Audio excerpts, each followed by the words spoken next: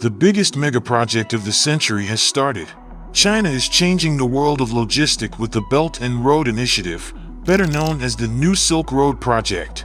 It is a reference to the ancient merchant route known as the Silk Road, which emerged about 2,000 years ago, as the demand for Chinese silk increased in the West. This valuable fabric originated in China, which initially had a monopoly on silk production until the secrets of its creation spread. In addition to silk, the route facilitated the trade of other items of value. From the former Chinese capital Xi'an, merchants traveled through Central Asia to reach the cities of Middle East and Southern Europe to trade goods. In 2013, China announced plans to revive the Silk Route, connecting it with more than 60 countries in Asia, Europe, Africa, and the Middle East. This new Silk Road project is considered to be one of the largest infrastructural developments of the world, and its estimated cost is a massive $4 trillion. Chinese President Xi Jinping officially launched the vision of a new Silk Road during his visits to Kazakhstan and Indonesia in 2013. According to him, the project will drastically increase the connectivity in the world. It is attempting to redraw ancient trade networks, crafting them to its 21st century economic and strategic goals.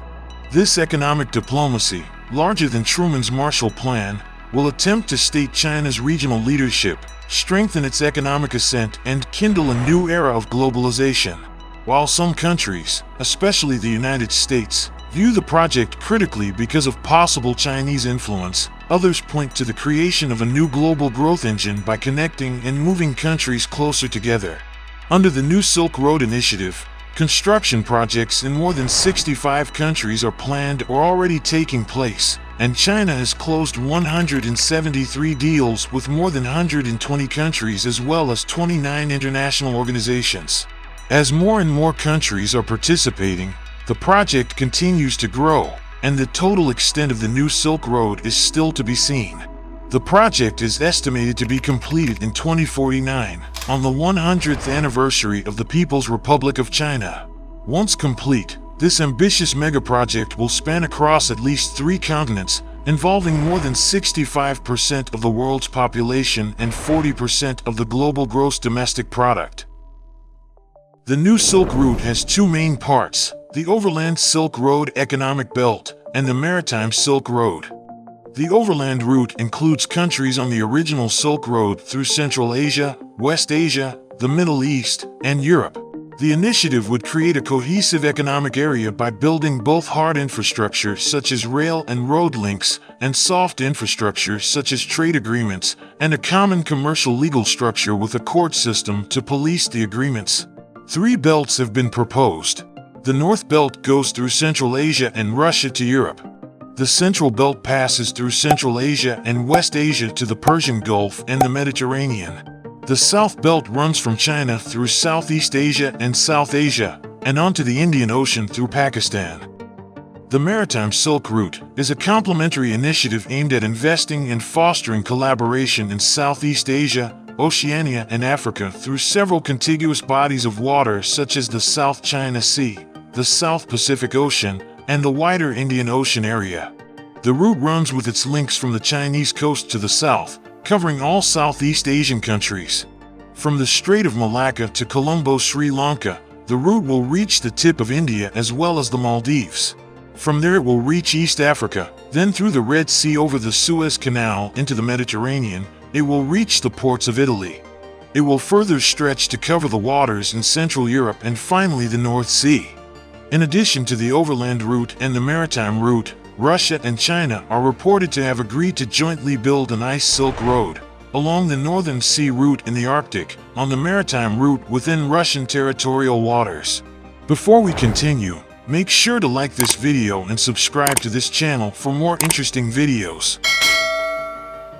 Africa is an economically important area to China due to availability of raw materials.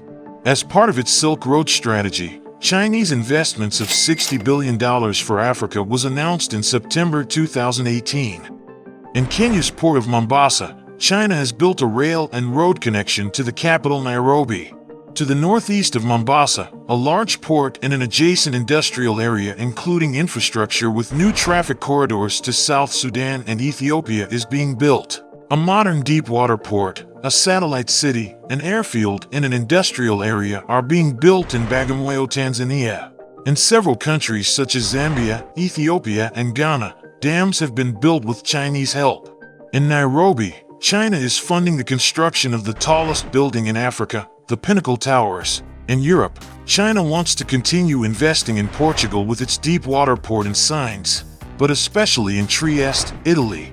The International Free Zone of Trieste provides in particular special areas for storage, handling, and processing as well as transit zones for goods. For this reason, Trieste is crucial for forming links between countries, which is important for the Silk Road. There are also extensive intra-European infrastructure projects happening within the Chinese Silk Road project.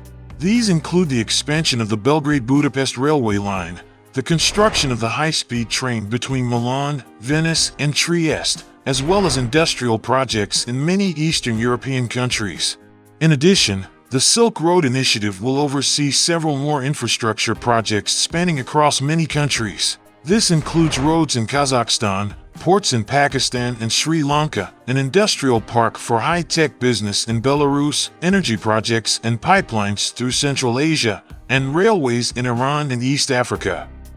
In 2013, both the Asian Infrastructure Investment Bank and the $40 billion Silk Road Fund were launched and are central to financing projects and businesses across an umbrella of over 65 participating nations. The Silk Road Fund would invest in businesses rather than lend money to the projects. The Cairo Hydropower Project, 50 kilometers from Islamabad, Pakistan, is the first project under this fund.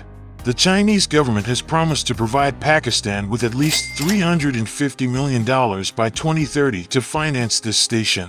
Nevertheless, the large majority of the Silk Road infrastructure projects have been funded by Chinese policy banks and large Chinese state-owned banks so far.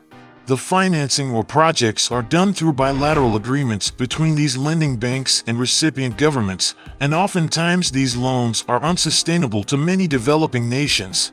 China uses the debt to gain leverage over these fragile governments, thereby implementing debt trap diplomacy.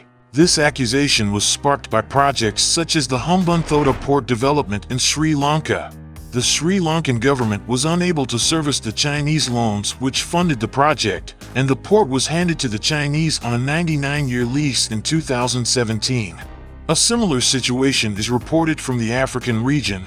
The continent owes an estimated $145 billion to China, much of which involves Silk Road projects, and has defaulted on the debt owing to extreme poverty.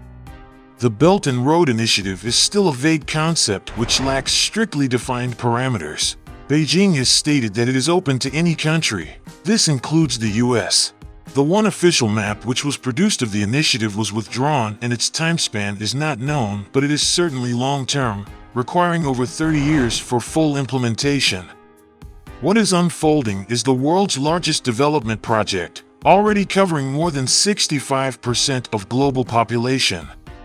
Over the coming decade, it is only likely to grow in scope.